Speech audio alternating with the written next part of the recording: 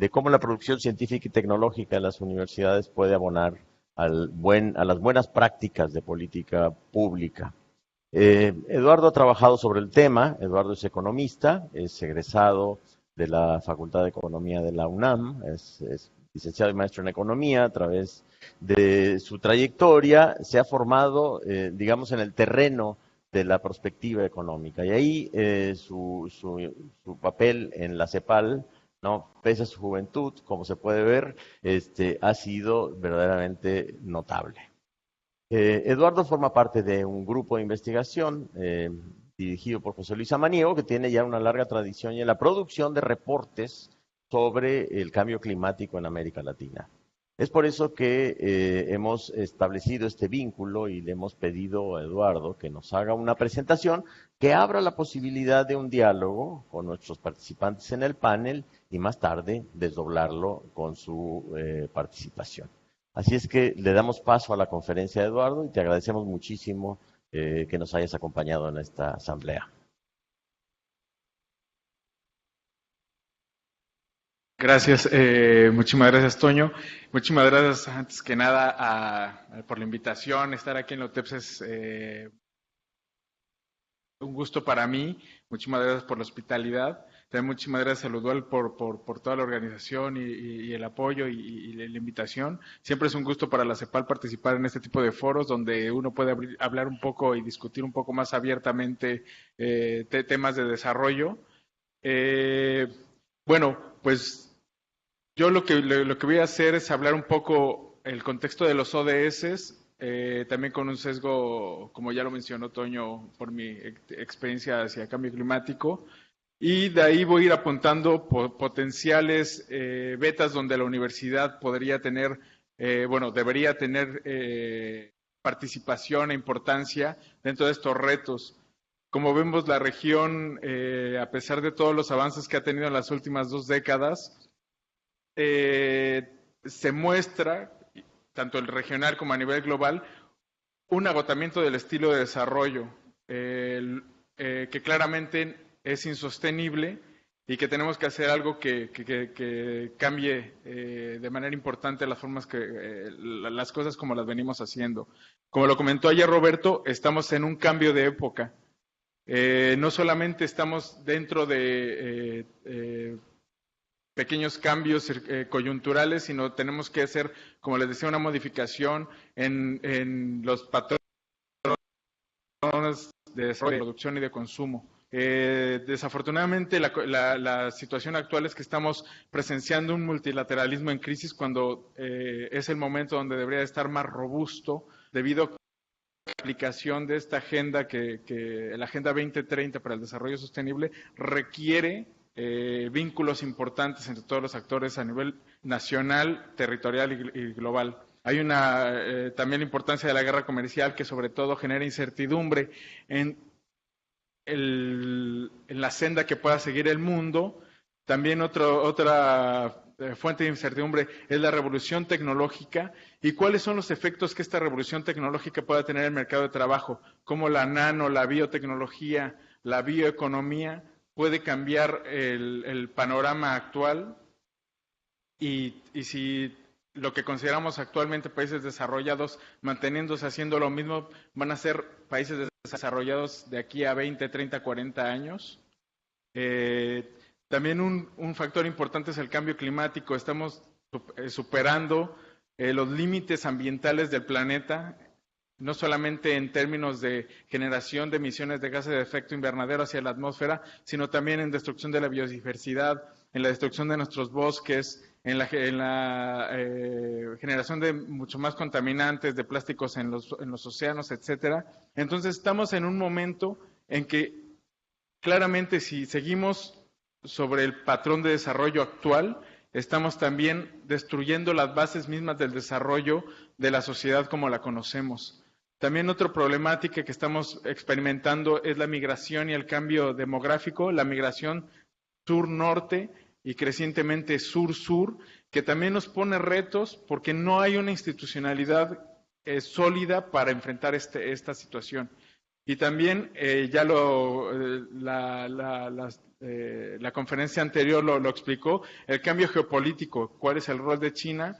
Y lo que estamos viendo, y lo dijo muy bien Enrique, estamos en una situación centro-periferia donde América Latina sigue siendo periferia, lo único que está cambiando un poco es el centro. Entonces, queremos seguir en esta situación. Yo creo que la Agenda 2030 y los retos que nos impone el cambio climático, los retos de cambio pueden ser un catalizador para movernos hacia la dirección que como región nos gustaría estar. Bueno, ante estos retos, lo que la comunidad internacional acordó fue la Agenda 2030, que es un parteaguas, es un hito muy importante que se firmó en 2015, donde se toma en cuenta las diversas pilares de desarrollo sostenible. La parte ambiental, que es donde está sustentado toda la parte social, y hasta arriba la parte económica. Quiero poner una cosa importante de esta agenda, es que es indivisible, es universal, todos los países la adoptaron y es integral. Fue un acuerdo de 193 países donde están las situaciones obvias como erradicar pobreza, hambre, universalizar los derechos, ver la integridad ecológica, la terrestre y la marina, tener una gobernanza global para crear bienes públicos globales. Ayer se comentaba la importancia de ver a la educación superior como un bien público y yo creo que la Agenda 2030 también refleja la importancia de tener esta universalización de este servicio. También como bien público, tener un medio ambiente sano es importante.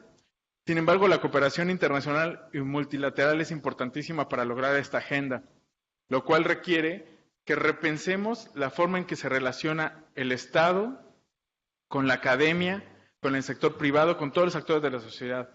Entonces tenemos que repensar cómo tenemos que trabajar con nuestros contrapartes, porque lograr la Agenda 2030 requiere un nivel importante de coordinación de políticas y de acciones.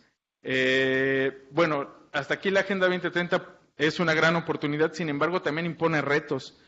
Y uno de los primeros retos es que, como ustedes ven hasta abajo de la lámina, tiene 169 metas con 231 indicadores. Y esto es uno de los retos más simples y a la vez más complejos que tenemos. Cuando hablamos de los indicadores, nosotros en la CEPAL mandamos una encuesta a todos los institutos de estadística de los países y les preguntamos, ¿cómo están ustedes para generar estos indicadores que tiene la Agenda 2030? Y bueno, estos son los resultados que no sé que también se vean. Aquí están los resultados por países. El resultado verde es los países que dicen, sí tenemos los datos para hacer los indicadores. El amarillo es, tenemos algún dato, pero no generamos el indicador. El anaranjado es, no tenemos, tenemos algo de información, pero no la tenemos toda y no estamos generando. El rojo es, no tenemos nada, no tenemos ni definición del indicador, ni ningún dato. Y el gris es que no contestó. Esto es a nivel país. Como vemos, la experiencia regional hay mucha heterogeneidad, pero tal vez más importante sea ver esta lámina, que es por indicador, qué indicadores ya existen y qué se pueden producir en los países. Como vemos, el indicador de salud y bienestar es el indicador que más información ya existe y que los países lo pueden producir, pero desafortunadamente si nos vamos hasta abajo de la tabla, de la gráfica, vemos que todos los indicadores relacionados con medio ambiente están a la baja. No hay datos suficientes en la región y no se producen. Entonces, el tema ambiental ha sido un tema que se ha dejado de lado y siempre ha sido colero en las prioridades de todos los gobiernos. Siempre que hay una crisis, lo primero que se corta es el gasto en medio ambiente. Sin embargo, el medio ambiente es lo que nos da sustento hacia todo el desarrollo humano, entonces se tendría que poner como prioridad la región, la generación de estos datos, sobre todo de medio ambiente, y creo que las universidades tienen un rol importante que ver aquí, sobre todo también viendo cómo utilizar fuentes de datos que no son tradicionales, como los satélites o como el Big Data, etcétera, para ver cómo lograr tener estos indicadores. Pasando a otros retos que tiene la agenda y que parecen más relevantes, tiene que ver con la identificación de las sinergias para lograr ciertas metas y también los dilemas de política que tiene. Cuando uno lee todos los indicadores, es imposible no pensar y decir, ¿se puede lograr todo? ¿Es posible lograr todo lo que nos estamos proponiendo? Esta tabla muestra el estado de la región con respecto a los ODS. Solo que tengo que hacer la aclaración que estos no son datos oficiales, son de la publicación que está ahí citada. Sin embargo, es útil para ver en dónde estamos parados. Uno puede ver la tabla de manera horizontal, que son por países, donde verdes que están avanzando, que están muy bien, y rojo es muy mal, y el gris es que no hay datos o es un indicador irrelevante para el país en cuestión. Sin embargo, tal vez una parte importante en términos regionales sea verlo de forma vertical. Si vemos las líneas verticales donde está todo rojo, vemos el ODS 16, que tiene que ver con la gobernanza, con la fortaleza institucional, cosas que las que ayer se hablaban, que están casi todos los países de la región en rojo o en anaranjado. También importante ver que el tema económico también es una cosa que la región no ha avanzado lo suficiente. También hay problemas en seguridad alimentaria y también hay problemas en temas de salud. Entonces, es importante ver que la fortaleza institucional tiene una relevancia importante tal vez para lograr todo el resto de los ODS. Y yo creo que las universidades también juegan un papel muy importante aquí para poder ayudarnos a identificar cuáles son las sinergias entre las diversas metas de los ODS y cuáles son las posibles divergencias de política. Es decir, yo quiero crecer más, pero si crezco más, seguramente voy a tener más ingreso y seguramente voy a hacer consumo de bienes más insostenibles, por ejemplo. Entonces, ¿qué tendría yo que cambiar para que esa ecuación no se dé y para poder tener una nueva ecuación que sea sostenible? Y uno de los terceros retos es con los medios de implementación de la agenda. Lo obvio, ¿cómo voy a lograr esta agenda?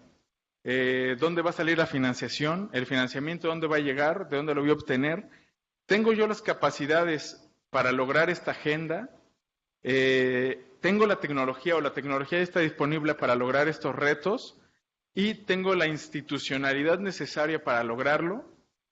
Entonces, estas son cosas que la misma agenda no se responde y que nosotros tenemos que ofrecer algunos visos de cómo resolver estos problemas. Y todo esto se acumula con la situación actual regional, que como vemos, se ha retornado al crecimiento después de una década del boom de las materias primas, donde crecimos bastante rápido. Vino la crisis, no decrecimos, pero no crecimos lo suficiente y actualmente estamos creciendo, pero muy lentamente.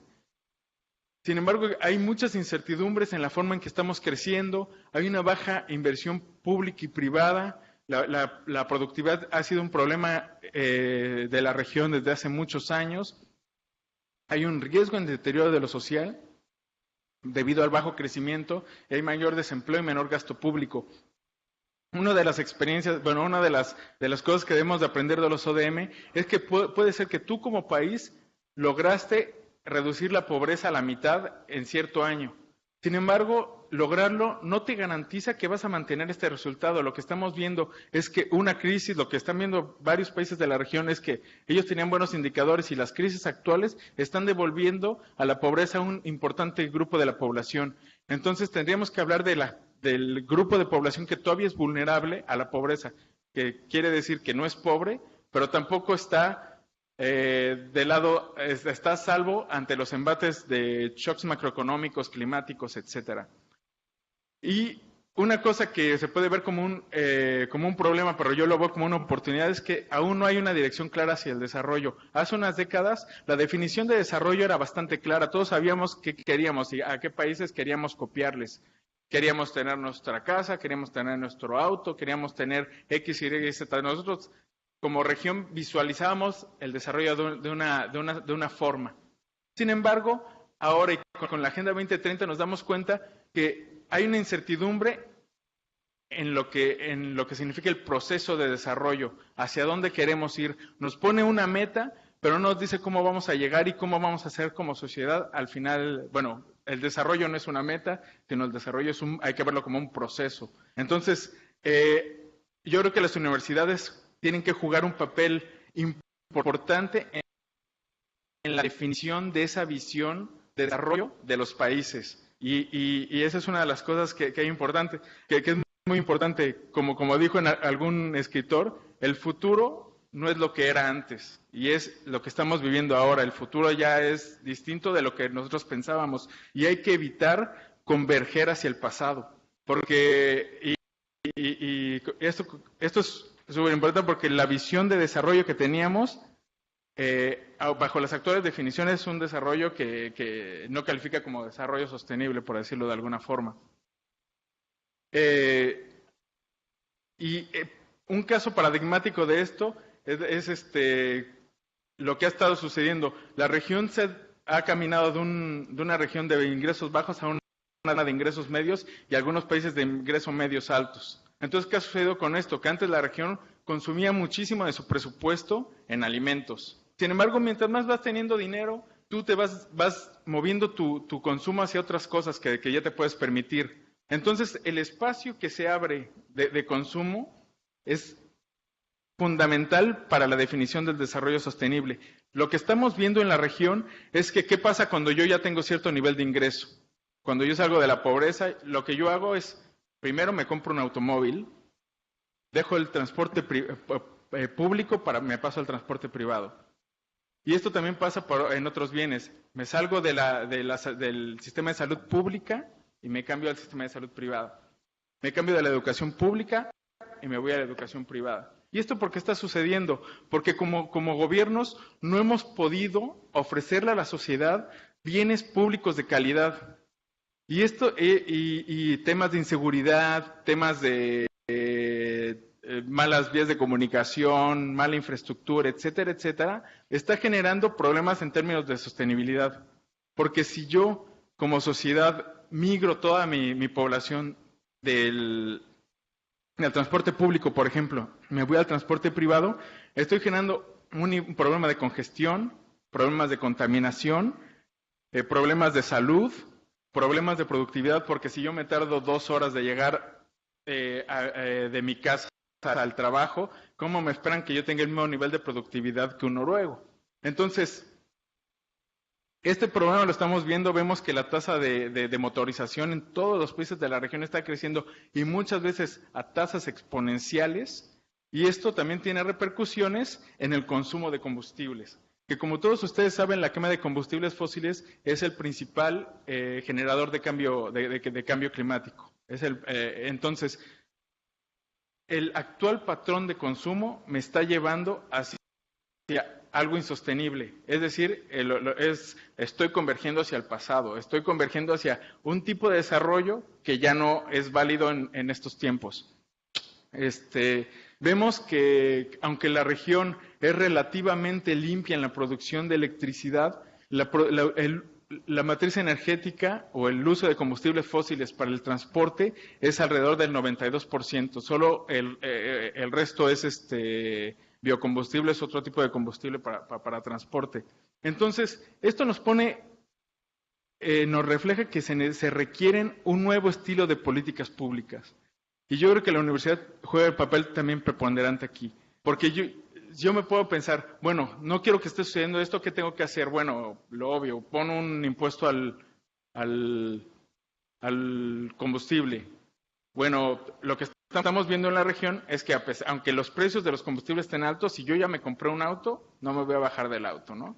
Y más bien lo que uno tendría que pensar es un paquete de medidas. Miren, voy a poner un mejor transporte público, voy a invertir en las cosas que me hagan, que hagan a la población, que le permitan tener su auto, pero que también tenga la alternativa de utilizar el transporte público. Es decir, bueno, yo en la semana o cuando voy a ciertas partes de la ciudad, puedo utilizar un transporte público de calidad, sintiéndome seguro, sintiéndome que voy a llegar a tiempo, y que viajo cómodamente con mi laptop y mi tableta, y puedo ir trabajando tranquilamente en el trayecto, o leyendo, o viendo el periódico, o lo que sea.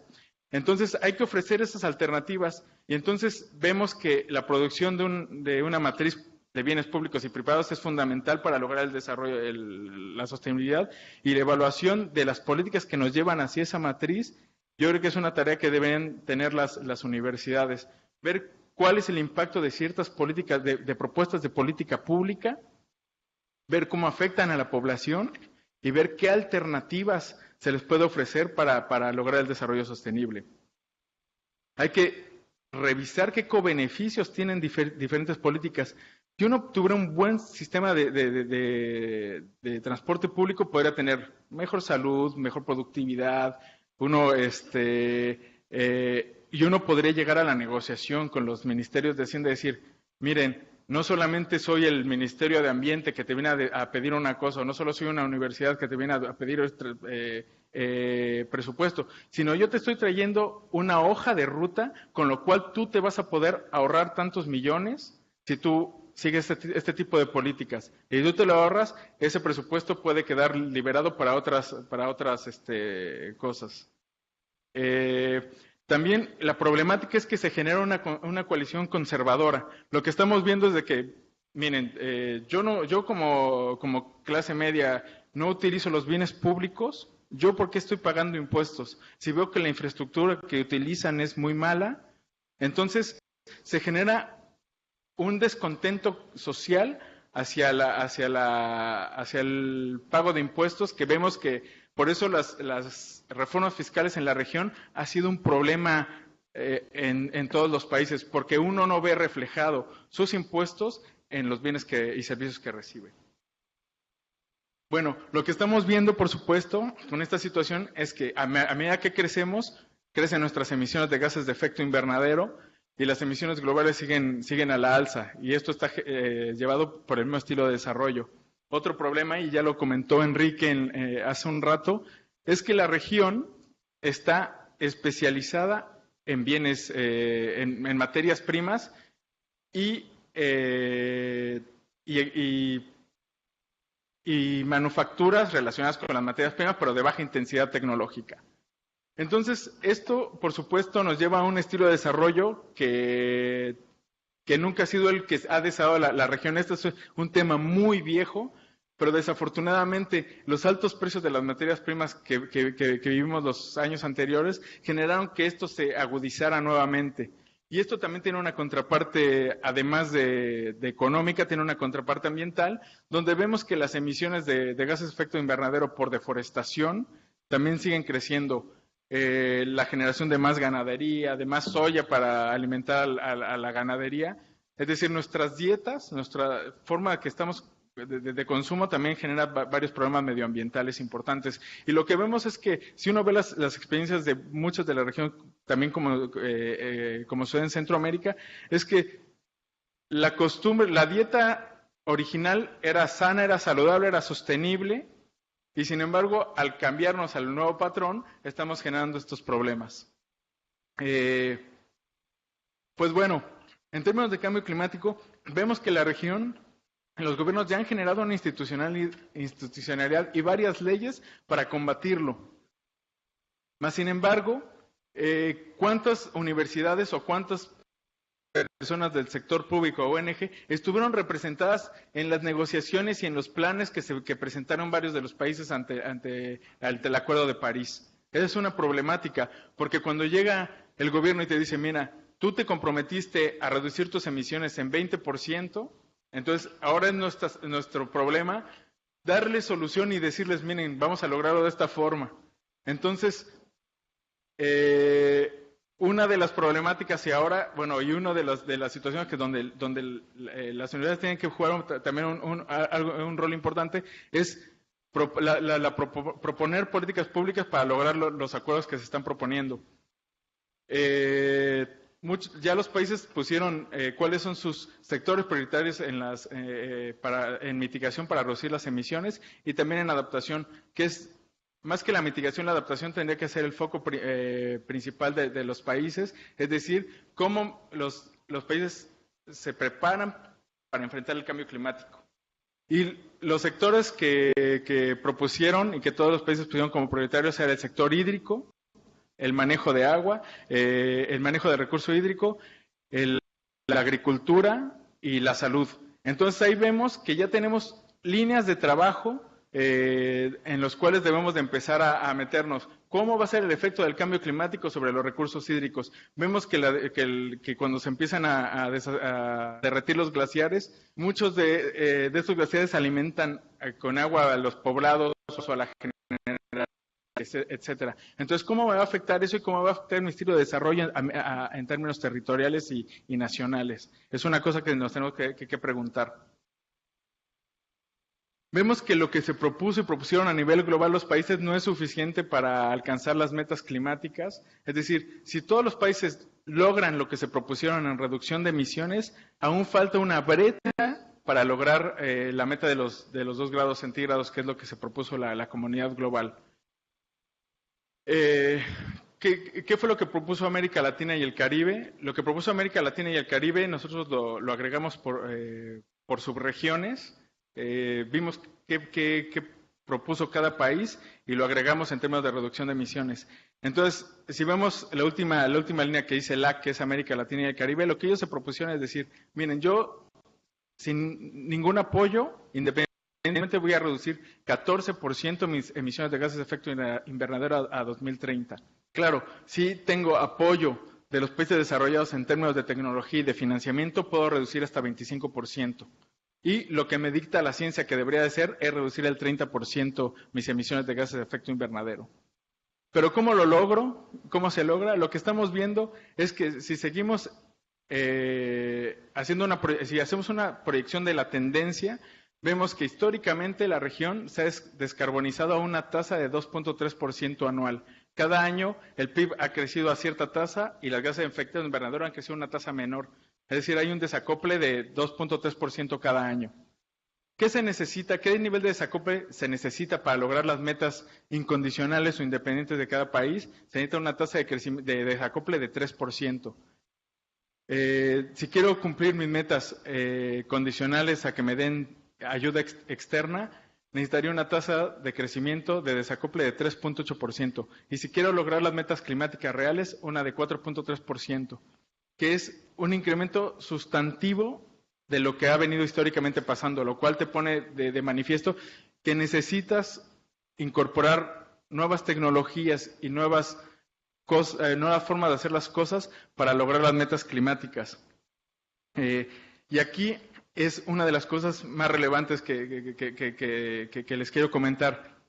Sabemos que tenemos que hacer las cosas de forma diferente, pero podemos seguir 2 caminos. Uno es traer proyectos llave en mano, que era como lo que platicaba Enrique, es decir, viene algún inversionista extranjero y te dice, mira, yo te pongo tu eléctrica fotovoltaica y aquí están las llaves, ahí está el proyecto. O podemos ver cómo nos insertamos en las cadenas de valor para hacer este cambio. ¿Cuáles son mis ventajas como país para enfrentar el cambio climático? ¿Cómo puedo reindustrializar la región a través de los retos que me impone el cambio climático y la Agenda 2030? Entonces, esto es, yo creo que es la oportunidad de la región de repensar su rol a nivel global y también importante, y una de las cosas que se deja mucho de lado y que la CEPAL lo dice muchas veces, pero no ha tenido éxito, es la integración regional. Si nosotros nos pensáramos como una región, nuestras opciones se abrirían mucho más. Bueno, y a la academia y a las universidades, ¿qué se les pone qué se les exige regularmente? Obviamente tienen su importancia para generar conocimiento, para tener más capacidades para alimentar esta nueva estrategia de desarrollo del país. Se ve que la inversión en recurso humano es importante y que si queremos cambiar de estilo de desarrollo tenemos que generar una masa crítica que nos permita movernos de lo que actualmente hacemos hacia cosas nuevas donde la innovación sea transversal. Pero una de las problemáticas que ayer se platicaba era la parte de financiamiento. Vemos que cada vez se aprieta más el presupuesto hacia las universidades. ¿Y qué es lo que estamos viendo en la región?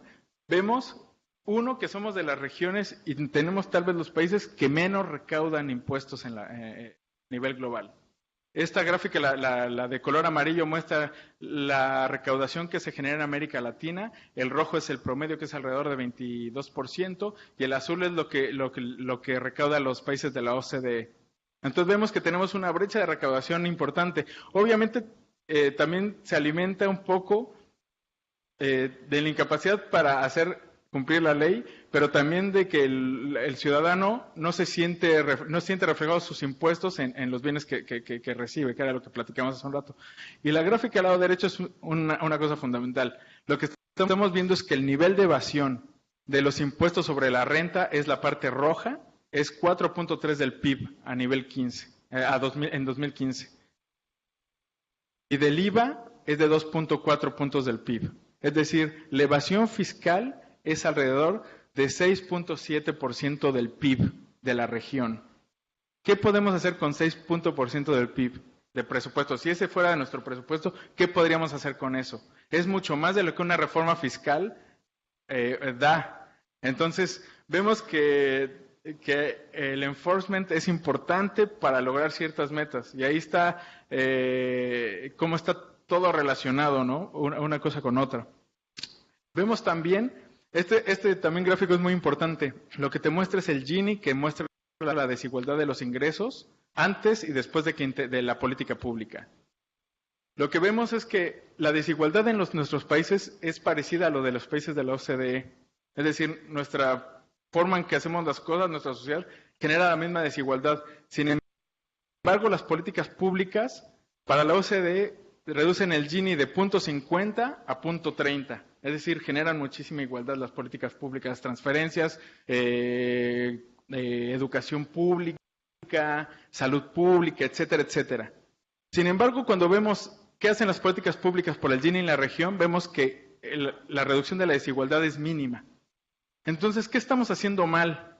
Hay que reevaluar las formas en las que tenemos nuestros programas sociales, y yo creo que la universidad también tendría que jugar un papel en estas evaluaciones. Y no quiero dejar de lado que no solo es realizar la evaluación, sino cómo informarle de la evaluación, porque vemos que muchos países hacen esfuerzos increíbles en evaluar los programas y las políticas que tienen, pero eso no se ve reflejado en un cambio de la política.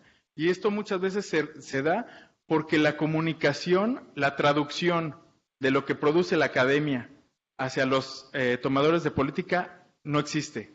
No existe ese trabajo de traducción. Entonces, cuando uno lee los trabajos es demasiado técnico para un tomador de política o demasiado alejado de la realidad de los países. Pues bueno, ¿qué opciones tenemos ya para terminar? Bueno, la universidad yo creo que juega un papel importante en la creación de conocimiento e innovación, los papeles tradicionales, la creación de capacidades. La discusión que se inserte en la discusión de estilos de desarrollo en los procesos, en la transición del estilo actual al estilo que queremos. Mas, sin embargo, para esto es importante, y una cosa que señaló ayer Roberto, que las universidades no estén disociadas de su entorno, que no sean enclaves de conocimiento, sino que se vean como una parte integral de la sociedad. El fomento del trabajo interdisciplinario, lo que no queremos economistas hablando con economistas, ni ingenieros con ingenieros, sino queremos biólogos, economistas, ingenieros, médicos, hablando, porque las políticas públicas son mejores cuando hay esta interacción. Queremos que ayuden también en la coherencia de políticas. Vemos que hay ciertas políticas que son buenas para la economía, pero dejan de lado lo social o lo ambiental. Entonces se tiene que identificar las sinergias y los dilemas de política y cómo sortear esta situación o cómo priorizar, cómo hacer una priorización de las cosas que queremos lograr. Y por lo tanto se tiene que generar un mejor vínculo con el sector privado, es decir, una nueva ecuación entre Estado, el mercado y la sociedad. Y con esto terminaría. Muchísimas gracias.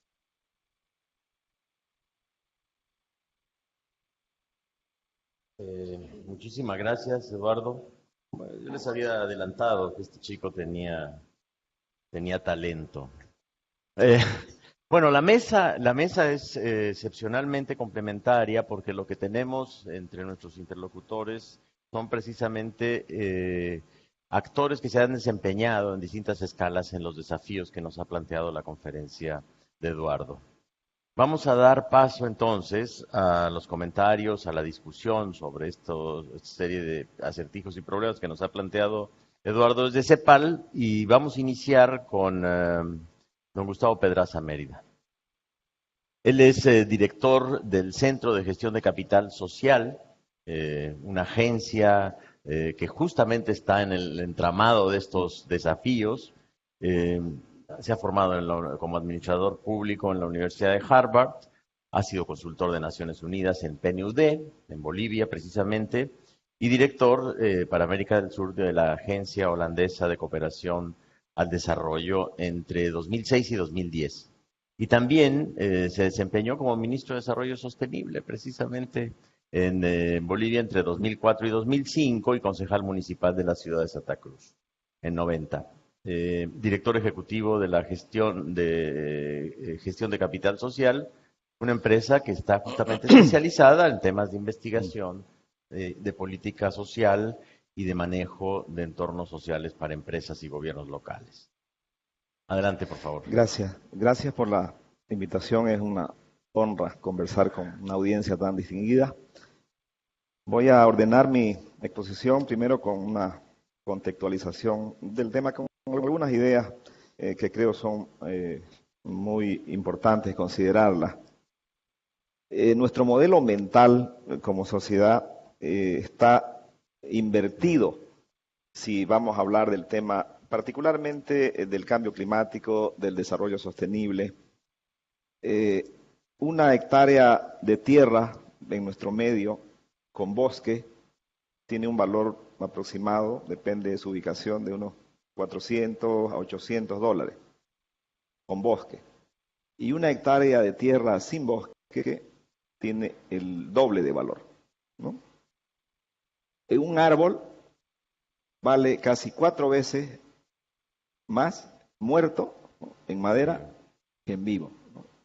Una hectárea que uno puede comprar en $800 encuentra 50 árboles, cada árbol vale $100, recupera $5,000. Entonces, este es el modelo, este es el patrón, ¿no?, de gestión de la naturaleza. En el campo de la sociedad, nosotros atacamos a los males por los síntomas, no por las causas. Acabo de hacer una investigación hace una semana y le preguntamos a la gente, ¿por qué cree usted que hay tanta corrupción en la sociedad, en el país? Y la respuesta es que porque los políticos son muy corruptos, ¿no? Porque los partidos políticos son muy corruptos, sus dirigentes son corruptos. Y cuando uno le pregunta, ¿cómo cree usted que debe atacarse a la corrupción? ¿Cómo creen ustedes que responden?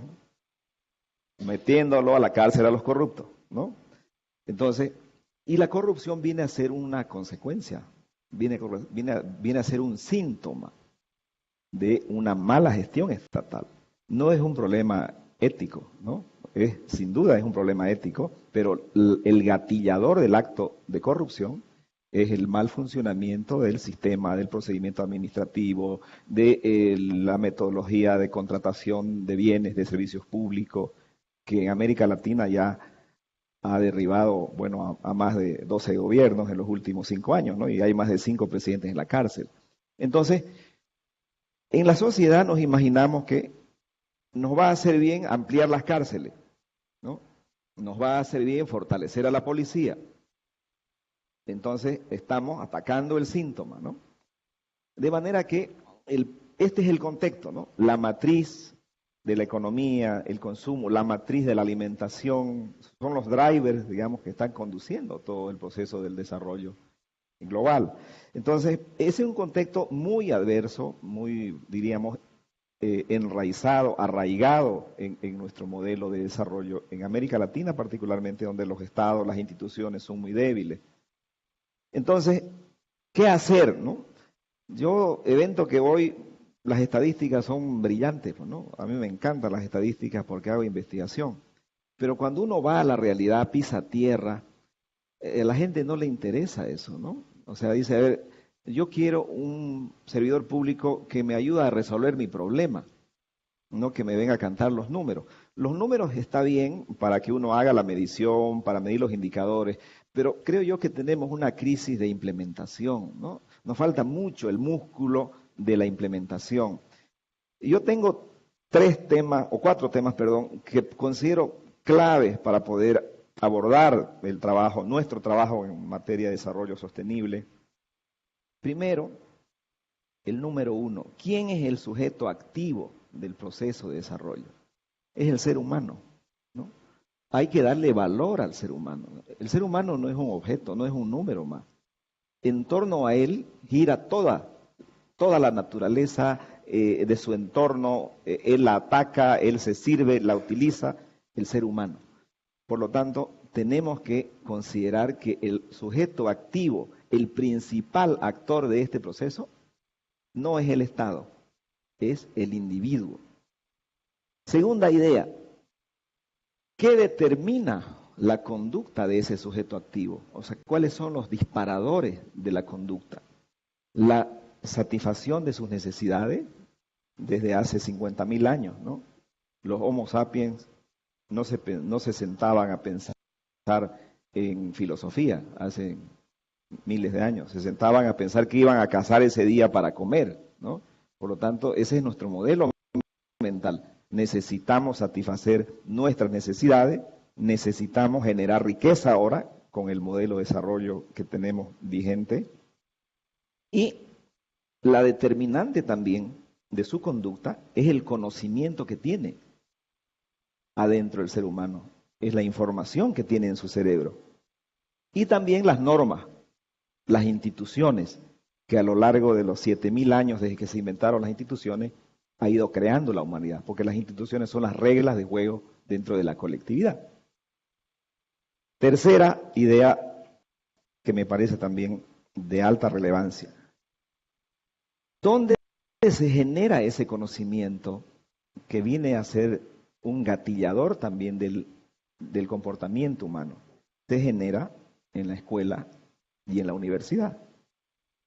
Yo creo que hay que volver a lo básico. ¿Qué información se le instala al niño, al individuo, en su escuela y en la universidad cuando es mayor? Tenemos que ser autocríticos y admitir que no es de las mejores, particularmente en nuestras escuelas, ¿no? La educación debe ser uno de los campos de la sociedad mundial, particularmente en nuestros países, que menos ha cambiado en los últimos 50 años, ¿no? En los últimos 50 años nosotros seguimos con la conferencia magistral, con el profesor, con la matemática, con la química, con las tareas para la casa, los atosigamos a los chicos.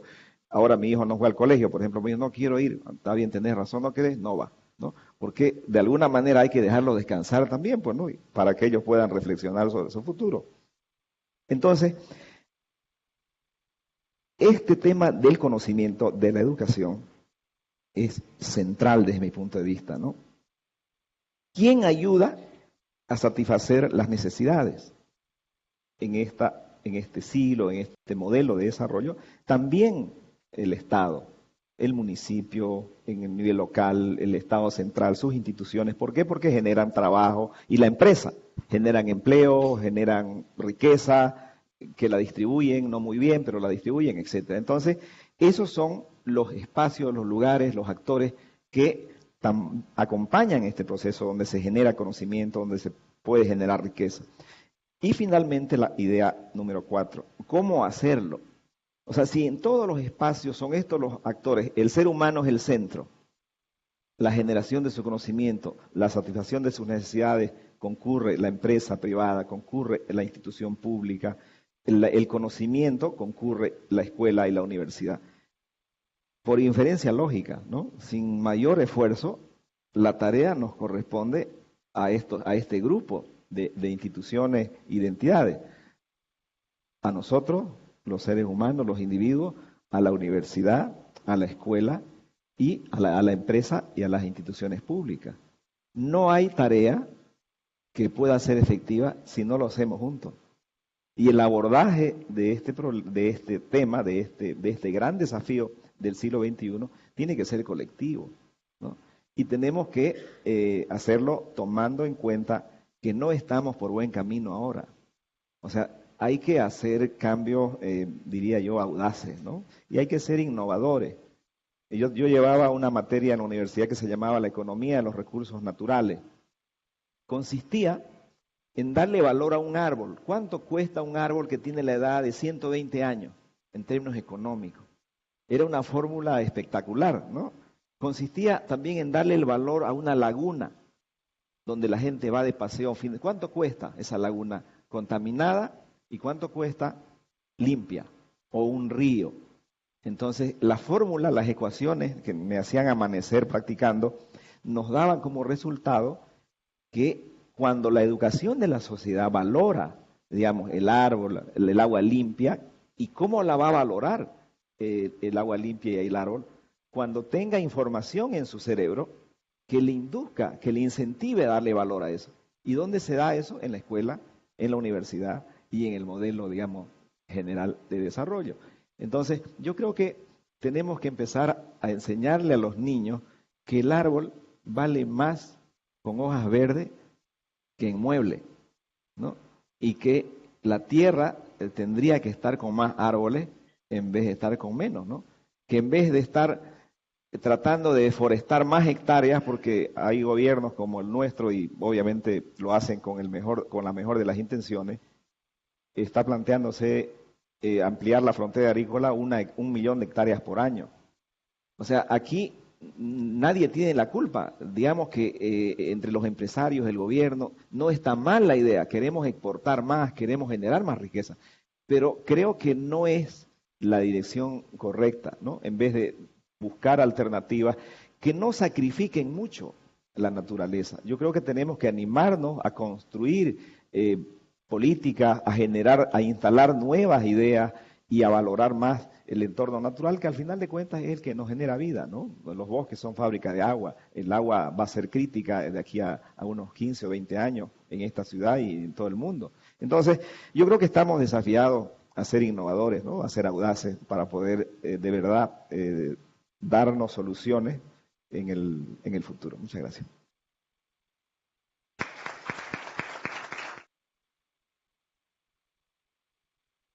Apago esto para no interferirles. Bueno, muchísimas gracias, doctor Pedraza. Vamos a dar paso a la intervención del doctor Federico Vizcarra Riveros, que es doctor en Ciencia y Gestión del Cambio Climático por la Universidad Ca' Foscari di Venecia, ¿no? Bueno, su experiencia está inscrita más en la gestión empresarial y negocios, especialmente en la industria de hidrocarburos. Su formación ha discurrido por distintas universidades, Salzburgo, Sassari en Italia y la Universidad de Yale en los Estados Unidos. Bueno, es otro enfoque y yo creo que en esto va a enriquecer muchísimo la discusión que ya nos ha abierto Eduardo. Entonces, ¿le parece que damos paso para escucharle? Adelante. Muchas gracias. Muy buenos días a todos, las autoridades presentes. Primeramente, quiero agradecer a la UDUAL, a sus miembros, al rector de LUTERSA, a los organizadores de este evento, ¿no?, que se está llevando a cabo, tan importante para nosotros. Es un gusto compartir con todos ustedes acá en la mesa, con profesionales de tan reconocida trayectoria, para que podamos comentar acerca de cómo aplicar la ciencia, tecnología e innovación, dando respuesta a las problemáticas actuales, ¿no?, que a mi parecer están resumidas en los 17 Objetivos de Desarrollo Sostenible de las Naciones Unidas, ¿no? A mi parecer, estos ODS acercan a las instituciones y a las naciones, las ponen más cerca, dado que nos dan un norte, ¿no?, más claramente definido de cómo trabajar y también nos indican cómo tomar acciones locales. Estas acciones locales con proyectos específicos van a tener repercusiones a nivel global, ¿no?, en todo el mundo. Las universidades a través de los ODS pueden generar muchas sinergias, aunar recursos y también esfuerzos con instituciones privadas y públicas, ya sean nacionales o internacionales, siempre con el objetivo de cumplir sus 3 funciones sustantivas, ¿no? Por ejemplo, por un lado tenemos la docencia.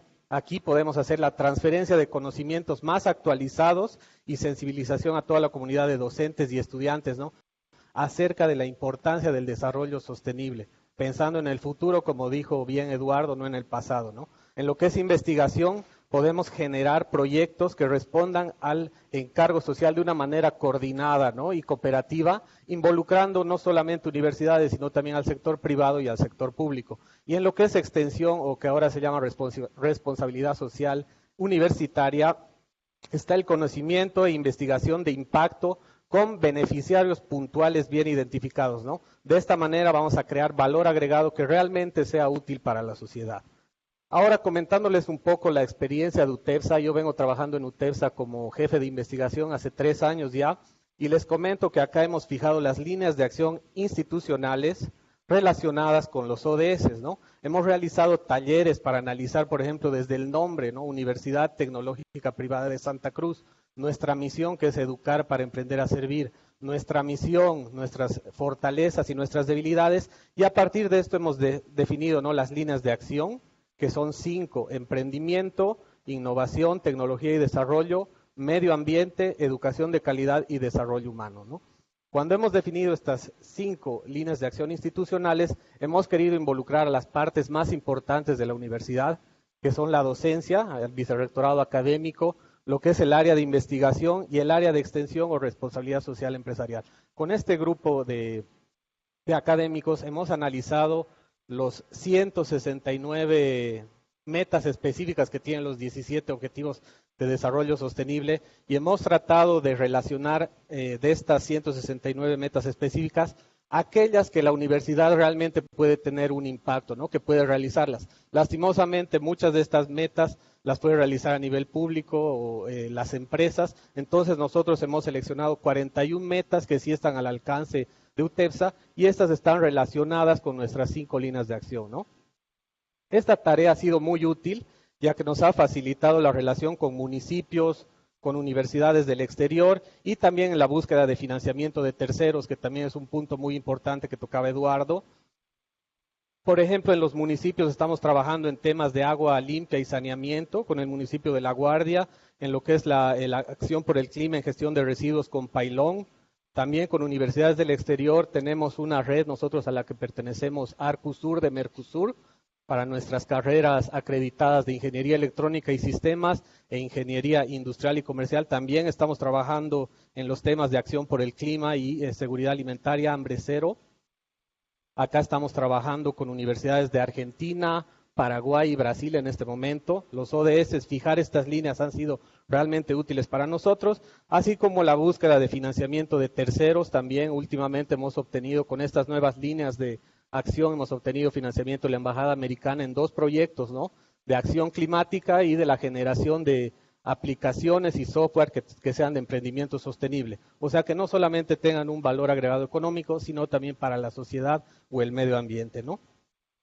Creo que esta es una herramienta muy útil, los ODS son muy útiles para que funcione bien la triple hélice, ¿no?, lo que es gobierno, universidad y sector privado, de una manera más eficiente, con objetivos bien definidos y que los tenemos en común, ¿no? Tal vez se puede seguir esta misma lógica para que trabajemos en la red de universidades con UDUAL, como lo hemos hecho en Mercosur. Podemos tener unos objetivos más comunes, más claros. Y bueno, para concluir, creo que el desafío primordial de las universidades es pasar de la investigación netamente teórica o pura a una investigación más aplicada o práctica, ¿no? Y las ODS son un muy buen punto de partida para lograr ello. Muchas gracias.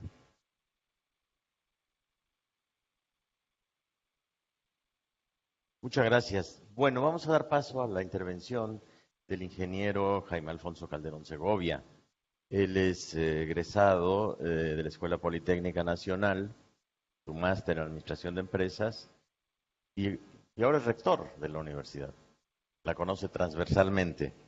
Ha ejercido funciones como presidente en algunas asociaciones, por ejemplo, la Red Ecuatoriana de Universidades y Escuelas Politécnicas de Investigación y Posgrado.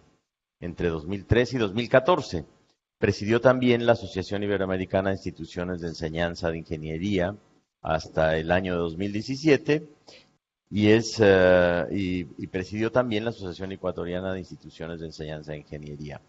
Ha sido reelegido para el periodo 2018-19 después de su desempeño entre 15 y 17. Y hoy mismo es presidente encargado de la Asamblea de Sistemas de Educación Superior del Ecuador.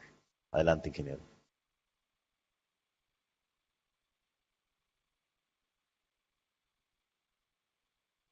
Muchas gracias, buenos días a todos ustedes.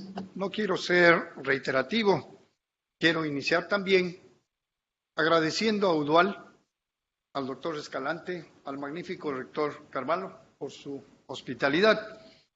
En realidad creo yo que nosotros como universitarios debemos estar absolutamente claros de que si no funcionamos, universidad, empresa, sector productivo, esto va para cualquier lado. Obviamente los ODS y el tema que se está viendo tiene que ver también con algunos de los resultados que ya hemos visto en la Declaración de Córdoba.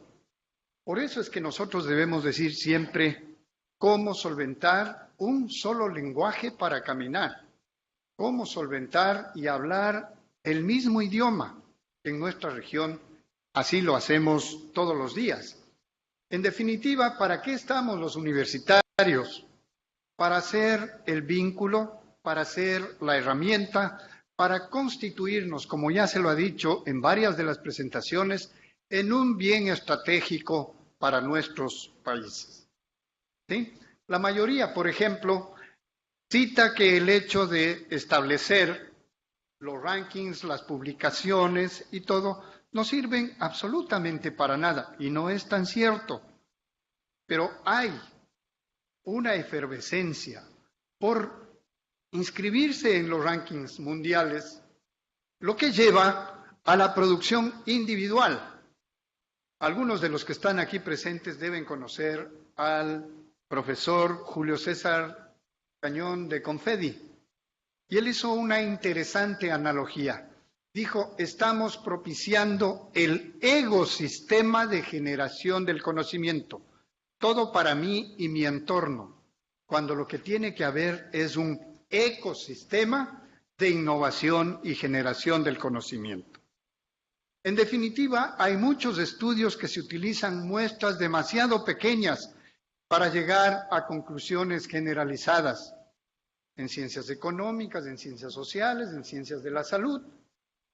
Definitivamente hace falta hacer lo que ahora se denomina una analítica de datos, que sería, por ejemplo, un reto para UDUAL tener una organización de análisis. Se pueden tomar las mejores decisiones cuando se hace un buen análisis numérico, analítica de datos. Claro, hay presión sobre los investigadores. Obviamente ayer hablaban de que se sube todo a la nube y deja de ser ya una propiedad de quien ha generado el conocimiento. Y nuestros países están alimentando el conocimiento de otro lado. ¿Qué de eso se queda para nosotros? ¿Qué de eso se revierte en el desarrollo de nuestras sociedades? Cuando se vuelven a hacer los experimentos, raramente conducen a los mismos resultados. ¿Qué está pasando con eso? ¿Qué está pasando con la generación del conocimiento? En ciencias biomédicas, los científicos no se forman suficientemente en estadística, en datos y en métodos. El sistema no incita a la gente a ir en la dirección correcta, lo dice Iván Oransky. En la actualidad, la producción de innovación tecnológica patentada en general obedece a fines mercantiles. Eso no quiere decir que no existan o no puedan convivir el sector público con el sector privado, pero definitivamente debemos hacernos la siguiente pregunta. ¿La universidad debe trabajar para el mercado o debe trabajar con el mercado? Es una concepción diferente, ¿cierto? Federico Mayor, exdirector de la UNESCO, decía, en los albores del inicio del siglo XXI, la universidad, por definición, debe estar equidistante de los gobiernos de turno. Debe ser una herramienta del Estado, mas no inclinarse a derechas o izquierdas. ¿Por qué? Porque la universidad seria en cualquier parte del mundo trasciende los gobiernos que vengan, porque tiene una línea de acción. Debe ser un instrumento útil, necesario, estratégico para el desarrollo de nuestros pueblos. Claro, hemos hablado y podremos seguir hablando de esto en cientos de conferencias. La idea fundamental es que esta es una oportunidad de concretar un lenguaje común en nuestros pueblos, en nuestro planeta. Objetivos del desarrollo, objetivos específicos, indicadores sobre los cuales cada organización social y dentro de eso la universidad tiene que caminar con ese lenguaje. Por supuesto, ya se ha mencionado aquí el tema de la universalidad, la integración y la transformación. Debemos todos caminar en esa dirección. ¿Qué tipo de sociedad queremos? ¿No es cierto? Deben conocer ustedes que esa bombilla inventada por Chaileten en 1901 sigue prendida 117 años en una oficina de bomberos. ¿Qué hicieron para que eso suceda? Hagámonos la pregunta. ¿Sí? Cuando se inventó en el año 39 el nylon, ¿sí? ¿Cuál ha sido la evolución que eso ha tenido? Cosas como la que ustedes pueden mirar ahí. Entonces, una sugerencia es que cambiemos el chip, que todos hagamos un esfuerzo para cambiar esa forma de ver las cosas. Fíjense, 3 autos, todos ellos relativamente con el mismo valor de mercado o similar valor de mercado. El ingeniero Ratan Tata de la India creó ese vehículo por $2,000. ¿Y cuál fue su propuesta? Solo debemos hacer un vehículo que cueste $2,000. Y reunió a los ingenieros para que hagan el diseño, para que hagan esa ingeniería, con ese valor techo. Porque veía que se transportaban en motos 6 personas de una misma familia en tremendos aguaceros. ¿Sí? Es posible hacer, y ahí tienen ustedes los objetivos con los cuales se está relacionando esto. ¿Sí? Una termocuna, $8,000. Ingenieros en Estados Unidos generaron una por $200 que hace exactamente la misma situación, salvar la vida de los recién nacidos. ¿Sí? Y ahí tienen el cumplimiento de los objetivos. Los temas, digamos, de las prótesis para discapacidades, valores de $20,000. No, en la India hacen de 50. ¿Sí? Exactamente cumplimiento de todos esos objetivos. El tratamiento de la psoriasis en el tema de la medicina, que puede costar $20,000, un tiempo de desarrollo de 10 años y costó un costo promedio del desarrollo de 700 millones. Se han hecho ahora investigaciones, ¿sí?, que pueden costar 10 millones en 5 años y que pueden costar la cura $100. ¿Sí? Y aquí viene la clave. Hacen o hemos estado haciendo menos con más recursos para menos gente, la que más poder económico tiene. Hay que cambiar hacia hacer más con menos recursos para más gente. ¿Sí? Eso es lo que se llama ahora la ingeniería gandhiana. Les hablo de esto porque en mi universidad solamente formamos ingenieros y formamos personal de ciencias exactas. Y en realidad para nosotros mirar lo que es la innovación, mirar lo que es generar empleo, hemos tenido un proceso de cambio muy fuerte en los últimos 5 años. Hemos pensado que la innovación es clave. Yo digo en todos los foros, el empleo no existe, hay que crearlo. Y obviamente quienes somos artífices, con el debido respeto a las demás profesiones, el desarrollo de un país es a través de la ingeniería. Inclusive ahora se habla de la ingeniería inversa. ¿Se han puesto a pensar ustedes cuántos materiales, cuántas tierras raras, cuántos lantánidos están metidos en sus celulares y quién los está recuperando. La recuperación de esos minerales se llama minería inversa. No hace falta sacar más de lo que está en la tierra que incluso procesar esto. 45 teléfonos celulares producen 1 gramo de oro sin contaminar. Se necesitan laboratorios de innovación. Tuve la información que el Tecnológico de Monterrey está creando una ingeniería. Y ayer me dio mucho gusto escuchar, vamos a hacer carreras para los bachilleres o carreras que necesite el país. Y eso es fundamental. Esta carrera del Tecnológico de Monterrey se basa en 1 año y medio de ciencias duras, física, matemáticas, biología, química. Y a partir de ese año y medio, estudian lo que el joven quiere hacer. Materiales, electrónica, sistemas, programación, cumplen con el estándar del diseño curricular y recibe el título de ingeniero en innovación. Eso es el mundo hacia el futuro.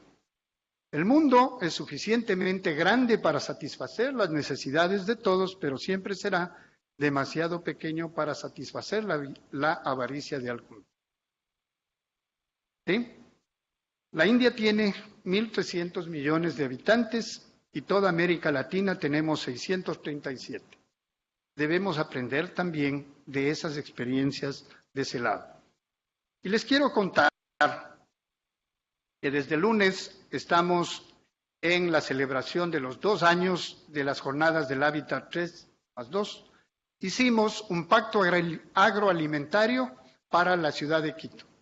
¿Sí?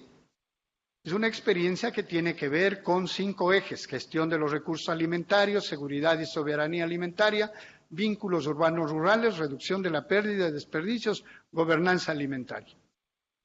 En Quito se registra una desnutrición del 29% crónica y en algunos sectores hasta el 46%. Al día se desechan 100 toneladas de alimentos según datos proporcionados por el Banco de Alimentos de nuestra Escuela Politécnica Nacional. Ya tiene 15 años de vida. Y hay ejemplos similares del Banco de Alimentos en Medellín, en El Alto en Bolivia y en Rosario en Argentina. Muchos de los mercados, muchos de los supermercados desechan los alimentos el mismo día que dice la fecha de caducidad. Y hemos hecho análisis en nuestra Facultad de Química y Agroindustrias que son aptos para el consumo humano. Y estamos recogiendo 5 toneladas a la semana para poder entregar eso a la gente que menos tiene. Esta es una experiencia que apunta en la línea esta de hacer cosas que tienen que ver con el futuro. No es posible que el 40%, en mi país, el 40% de los alimentos se desperdician antes de llegar al plato. La gente, el 71% de la gente en nuestra ciudad de Quito se alimenta en comidas rápidas y restaurantes. Y van y piden excesivas cantidades de alimento que las dejan siempre sobrando. En países de Europa, Estados Unidos, el 30% se desperdicia después del plato, no antes. Y la gente tiene que comer todos los días. Esta es una experiencia que nosotros queremos compartirles. Por último, tenemos también un instituto de geofísica que se encarga de los temas de sismos y el tema de los volcanes, porque estamos en el cinturón de fuego del Pacífico. ¿Sí? Los fenómenos naturales van a existir siempre. Se convierten en desastres naturales por la diferencia de desarrollo de nuestras sociedades. Esa brecha es la que tenemos que cerrar hablando el mismo idioma. Muchas gracias.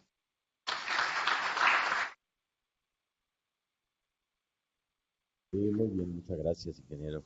Bueno, vamos a cerrar esta mesa con la participación del doctor Felipe Antonio San Martín Howard. Él es doctor en producción animal por la Texas Tech University y actualmente, bueno, está dedicado a la investigación en la Universidad Mayor de San Marcos, es vicerrector precisamente de estudios de investigación y posgrado, ha sido fundador y presidente del Consejo de Investigación de la propia universidad y presidente de la Asociación Peruana de Escuelas y Facultades de Medicina Veterinaria. Bueno, su vida académica ha discurrido entre la gestión en la investigación universitaria, en la nutrición y alimentación, justamente de lo que estábamos discutiendo ahora con la especialidad en camélidos sudamericanos. Adelante, por favor. Bueno, buenos días. Primero para agradecer a la Comisión, a la UDUAL por la invitación y también a la Universidad de TEPSA por la gentil recepción y el buen ambiente que se ha creado en esta reunión. Les confesaré que cuando me invitaron a ser panelista de esta reunión con el título Ciencia, Tecnología e Innovación como desafío de la universidad sobre los ODS, estaba yo en una reunión, le dije que viajaba a Santa Cruz y este era mi tema, y de unas 50 personas que estaban ahí, todos sabían qué cosa era ODS, ¿no? Y entonces me puse a pensar que tal vez este tema debería ser mejor socializado en mi propia universidad, porque muy poca gente conocía esto de los ODS. Cuando uno revisa los 17 Objetivos de Desarrollo Sostenible, encuentra que mi universidad, que es una universidad que tiene 66 carreras y casi 200 programas de maestría y doctorado, está tocando todos los aspectos que tienen que ver con los Objetivos de Desarrollo Sostenible. Sin embargo, no han sido tomados como tal para poder ser desarrollados dentro de la universidad. San Marcos es una universidad, como ustedes saben, vieja. Nos llamamos la decana de América. Y por lo tanto es una universidad también pública y tiene, digo yo, todos los problemas de las universidades públicas y algo más, por ser vieja tal vez. Sin embargo, ayer se discutió que en el Perú se vivía un momento complicado con respecto a la implementación de una nueva ley universitaria de 2014. Y se entenderá que en San Marcos fue todo un movimiento muy fuerte que terminó con la salida accidental del rector que estaba en ese momento y el ingreso de una nueva gestión. Por lo tanto, se vivía en San Marcos esta efervescencia que se produce cuando hay cambio de esa naturaleza. Entramos al manejo de la universidad en el 2016, en agosto de 2016, y a pesar de las dificultades que tiene esta ley, como fue relatado el día de ayer por algunos expositores, en San Marcos sí nos permitía establecer algunos cambios que una universidad pública como la nuestra, o como San Marcos, son bastante complicados. Y hemos aprovechado lo que hemos ingresado a esta gestión a hacer los cambios que nosotros pensamos que deberíamos hacer. Una de ellas, en la que les relato, es, por ejemplo, el de juntar en un solo vicerrectorado esto que es investigación con el posgrado. En el entendido que la investigación universitaria es una investigación que se hace a diferentes niveles, que comienza en el pregrado, con maestría y termina en el doctorado y tal vez hasta en el postdoctorado. No se podía entender entonces que haya dos instituciones dentro de la propia universidad ajenas, distantes, y por más que los buenos deseos están para hacer una cosa continua y fluida, esto en instituciones públicas como las nuestras en el Perú es muy difícil. Bueno, en esa labor estamos. Acabamos, a mediados de año, hemos sacado ya el nuevo reglamento del posgrado y que nos llevan a ese camino de juntar lo que es investigación, no pensar en investigación, sino estar aliada a los estudiantes de pre y de posgrado respectivamente. No es una tarea muy sencilla. No he visto en las universidades peruanas esta unión.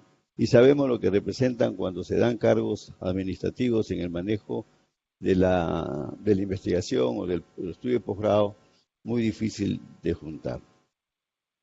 San Marcos también tiene una característica que me gustaría también relatarla, porque cuando uno habla de las ODS, uno se tiene que referir a cada una de las diferentes facultades. Son 20 facultades, 66 escuelas profesionales. Y por supuesto, San Marcos, por razones que son explicables, las facultades tienen muchísimo poder y control sobre los estudios en sus propias facultades. Eso tiene implicancias en la gobernanza de la propia universidad como un todo. Sin embargo, y uno es ahorita testigo de eso, ¿no? Dolorosamente es un testimonio de eso. Sin embargo, estas facultades manejadas de esa manera, por las circunstancias políticas que se viven en el país por muchísimo tiempo, ha permitido que las facultades mantengan su capacidad de producir conocimiento, investigación y ejercer la docencia sin mayores complicaciones de una administración confusa y confundida y manejada por cuestiones políticas. Y por eso es que cuando uno toma la administración de la universidad se da cuenta que la administración como tal tiene la información, pero de una manera totalmente distribuida en cada una de sus facultades. Eso no permite muy bien manejar orgánicamente toda la universidad, pero como les repito, tiene la gran ventaja de la que las facultades se han protegido y han podido desarrollarse efectivamente. Por eso es que yo podría pasar una revisión de las facultades y sus competencias con respecto a las ODS, pero no me he permitido hacer porque no tendría el tiempo suficiente para desarrollar esto.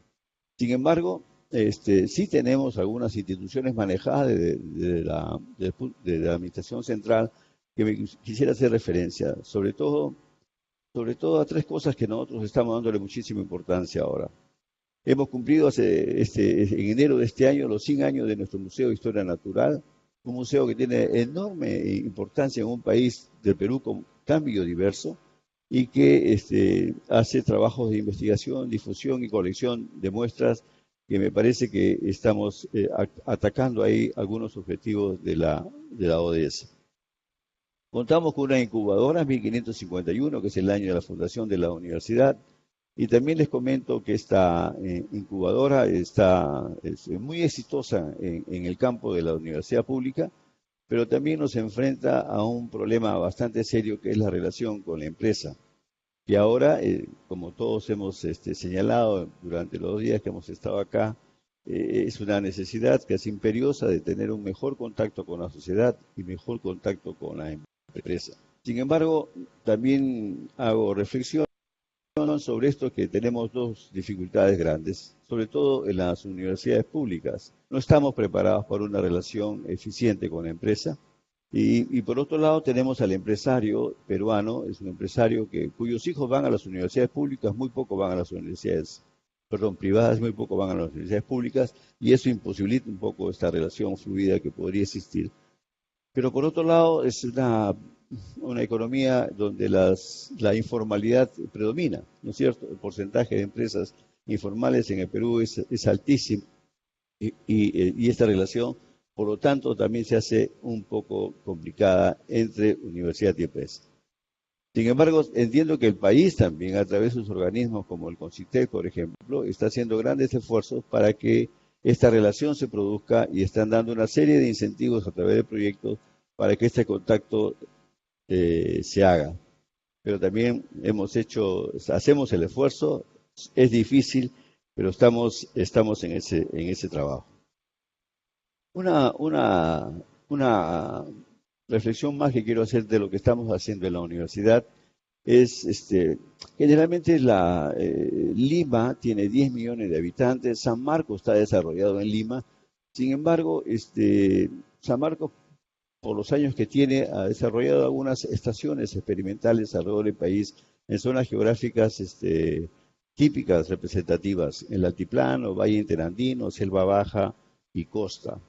Y hemos estado trabajando por 60, 70 años ahí, principalmente una facultad que es mi facultad, la Facultad de Medicina Veterinaria. Estamos tratando de revertir la situación y pensando en hacer de estos centros los centros de desarrollo regional. Hay un serio problema con universidades limeñas, hechos para limeños, muchachos que la mayoría son de padres inmigrantes, diríamos nosotros, son F2, son hijos o nietos de inmigrantes, pero que no conocen más que Lima y sus alrededores y sus problemas, y no conocen el interior del país.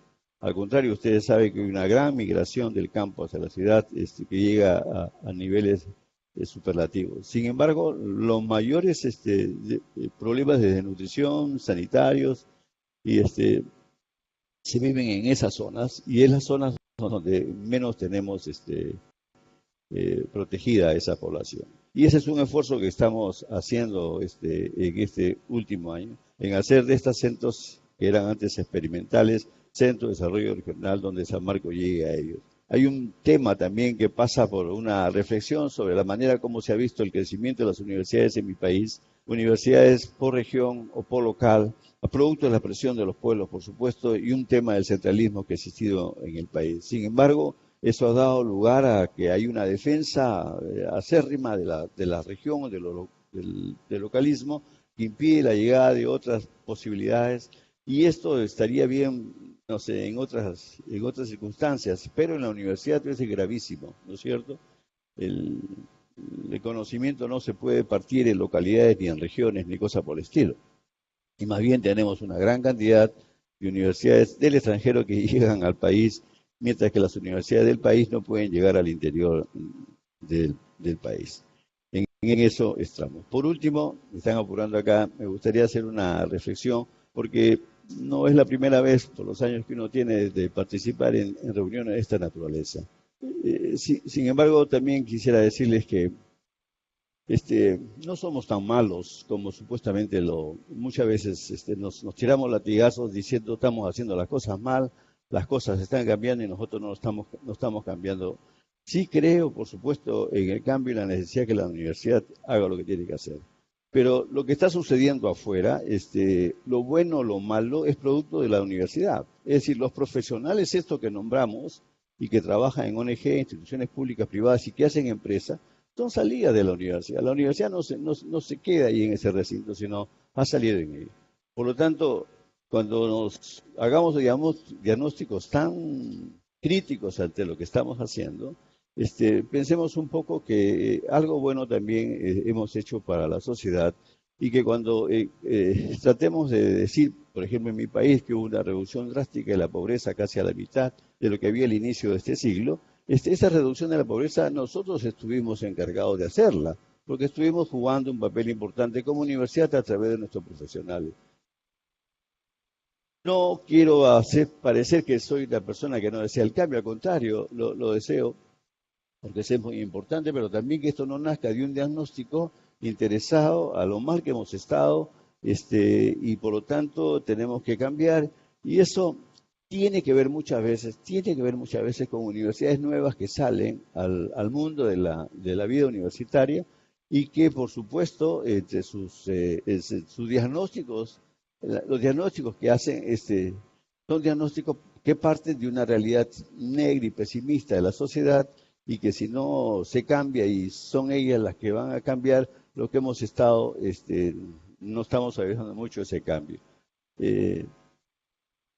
Bueno, hasta ahí llego para no seguir defendiendo a las universidades públicas y viejas. Muchas gracias, doctor San Martín, por su estupenda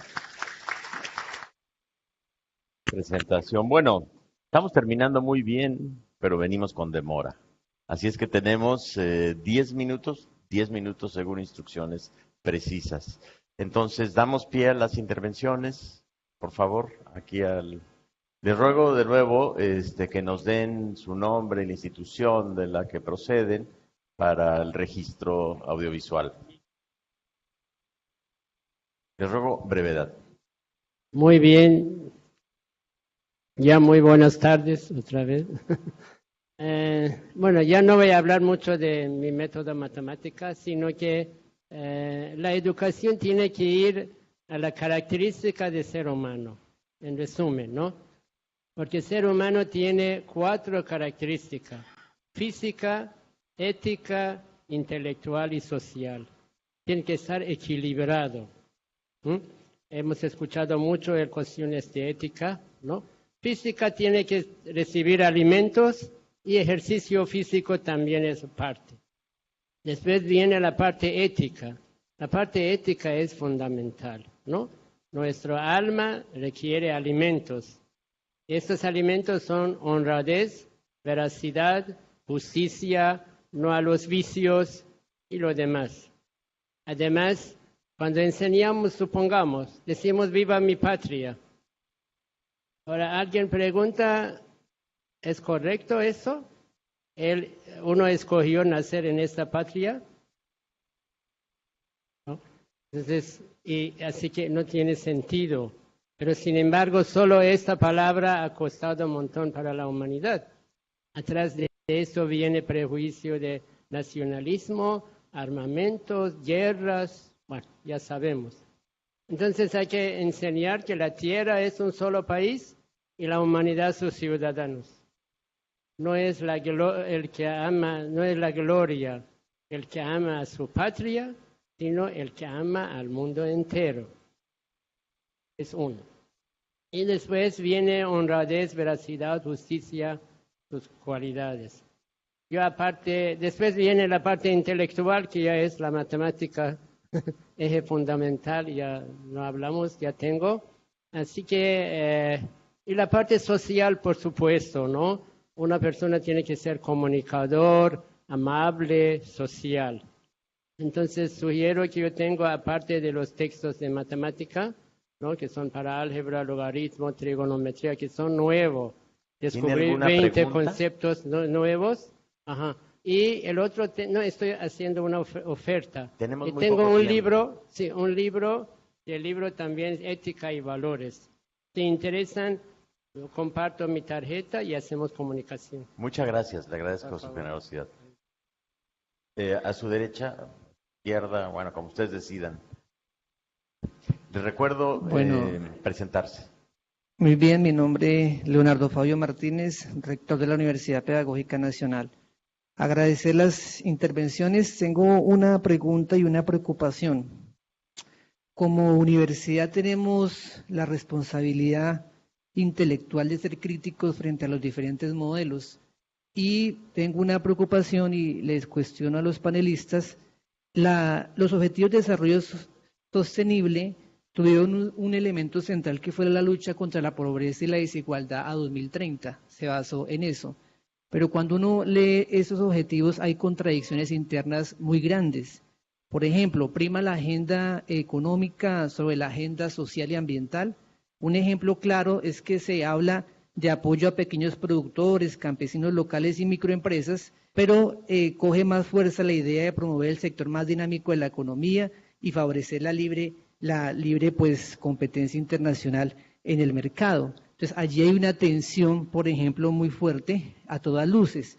Otra tensión fundamental es que en el tema de los derechos, el bloque en relación con derechos humanos queda excluido de los objetivos de desarrollo sostenible y se predominan derechos laborales. Entonces allí la pregunta es, bueno, más la idea de promover derechos es garantizar derechos fundamentales como saneamiento básico. No se habla, por ejemplo, de los derechos de la naturaleza, sigue siendo, digamos, una tensión fundamental.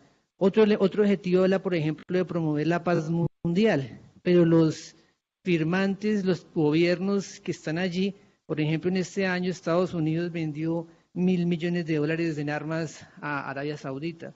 Entonces, eso es un tema, digamos, muy contradictorio. Lo otro es las estrategias no son vinculantes, entonces puede pasar lo que vivimos en la década de desarrollo sostenible, y es que los países firmantes se comprometen, pero cuando evalúan los resultados de si se alcanzó o no las metas, pues en realidad no se cumplen.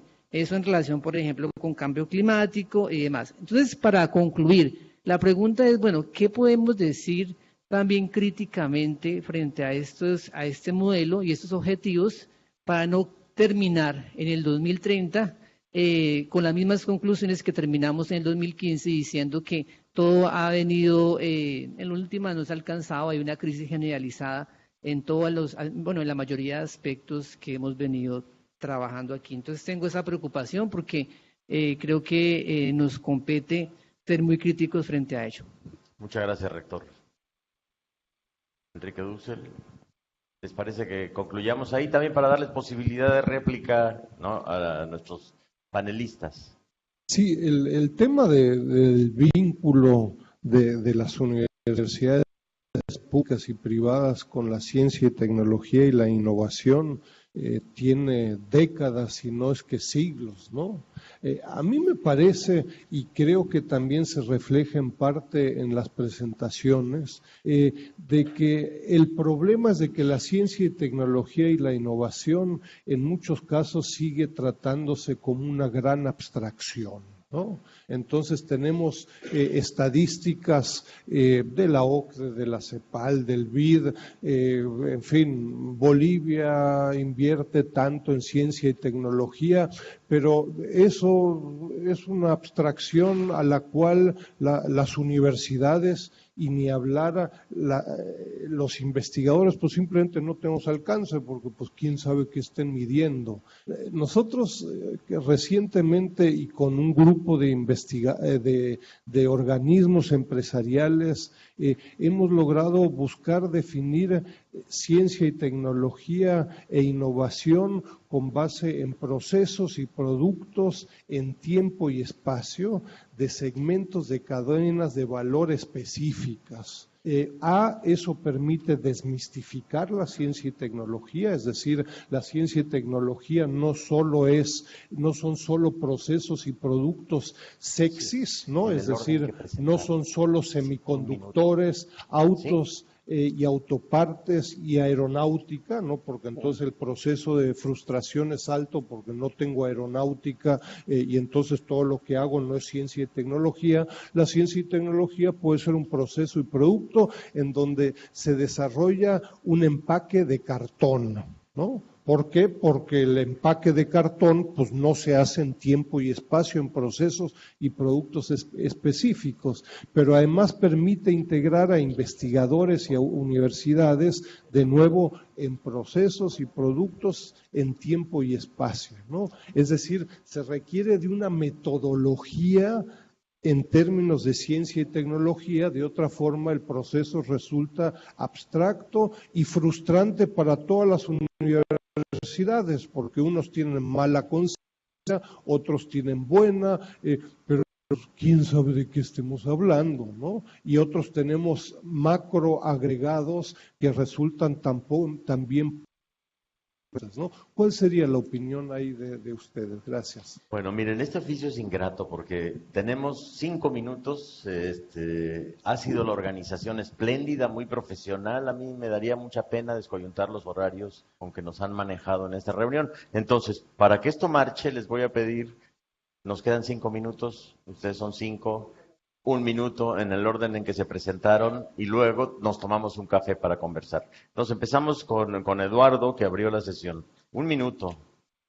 Perdón que me tengo que levantar. No, solamente para contestar, la Agenda 2030, sí, por supuesto, tiene el riesgo de no cumplirse, de quedarse en deseos y lo que sea. Sin embargo, yo creo que es un avance para tener metas específicas de un futuro que como humanidad aspiramos. Así es que yo creo que uno tendría que acordar con eso y quedarse contento de que tenemos que lograr estas metas. No solamente es una carta de intención, sino debemos de plantearnos tener la hoja de ruta para ir hacia allá. En general siempre hay un peso más fuerte sobre lo económico, pero yo creo que los ODS reflejan la transversalidad bastante bien, y yo creo que como comunidad internacional lo mejor que se pudo obtener con lo que se tiene es una victoria, yo creo que política importante para de naciones, para la humanidad. Solo decir eso. Gracias, Eduardo. Estamos ganando segundos. Doctor Pedraza. Yo creo que cada uno de nosotros sabe lo que tiene que hacer, ¿no? O sea, no estamos tan desorientados y simplemente hay que hacerlo, ¿no? Hay que hacerlo. Yo creo que hay que decirlo, pero más hay que hacerlo. Yo creo que son tiempos de acciones y de decisiones audaces, ¿no? No hay que ser tímido, ¿no? Los cambios lo hace la gente que toma decisiones audaces. Y me parece que los desafíos son tan grandes que si somos conservadores y moderados, no lo vamos a superar. Hay que ser audaces y hay que ser persistentes. Muchas gracias. Doctor Vizcarra, seguimos ganando. Muchas gracias. Hola. Bueno, respondiendo un poco a las preguntas, yo creo que sí tiene mucha razón, que muchas veces no se ve muy tangiblemente la importancia de las universidades, todos son estadísticas o datos, pero yo creo que para pasar de lo abstracto a lo más medible, los esfuerzos que deben realizarse deben ser locales, ¿no? El involucramiento de las universidades con beneficiarios específicos, ¿no? Que sean locales, y de esta manera, con esfuerzos pequeños, en suma van a generar impactos a nivel global, ¿no? Para un objetivo mayor. Creo que así podríamos aportar. Muchas gracias, ingeniero Calderón. Sí, en realidad, creo yo que la generación de conocimiento, esto es investigación y desarrollo, le compete a la universidad, innovación a la empresa. Pero tiene que haber una imbricación. Ayer hablaron de la cuarta revolución industrial. Miren esto, por favor. Es solamente una imagen. Ya, dele un clic en cualquiera de esos círculos. ¿Ya? Y fíjense cómo están conectados toda esa temática. ¿Ya? Sobre ética, sobre bioingeniería. Todo tiene que ver con todo. Por eso decía, no debemos trabajar para el mercado, sino con el mercado. Porque lo fundamental en este planeta es algo que ya se ha dicho. Primero la gente. Primero la gente, en todos los aspectos. Gracias. Muchas gracias. Doctor San Martín. Bien, yo me quedo con aquella relación que se señalaba ahí de investigación empresa, y lo difícil que eso era. Sin embargo, gustaría señalar que yo hago una distinción muy clara en lo que es investigación per se y la investigación universitaria. La universidad tiene que hacer investigación, no por descubrir tal vez, si descubrimos qué bien, pero conocer el proceso, entender el proceso y que nuestros países tengan capacidad de comprar bien, de definir qué es lo que es necesario para nosotros. Si la universidad no está implicada en ello, debilita tremendamente al país. Por eso que la distinción entre investigación básica, aplicada, fundamental, me parece a mí de lo más superflua en la universidad. Tal vez en otros niveles, tal vez, pero en la universidad me parece que deberíamos pasar por todos los procesos para hacerlos fuertes como país, ¿no? Muchas gracias. Creo que en general podemos concluir que el vínculo sigue siendo fundamentalmente humanista. La relación entre ciencia, tecnología y conocimiento está fundamentalmente fincado en eso. Y muy probablemente la piedra roseta de esa tradición, de esa vinculación es la universidad, pero no a solas. Les agradecemos mucho a todos ustedes su participación. Gracias, Eduardo. Gracias a ustedes. Bye.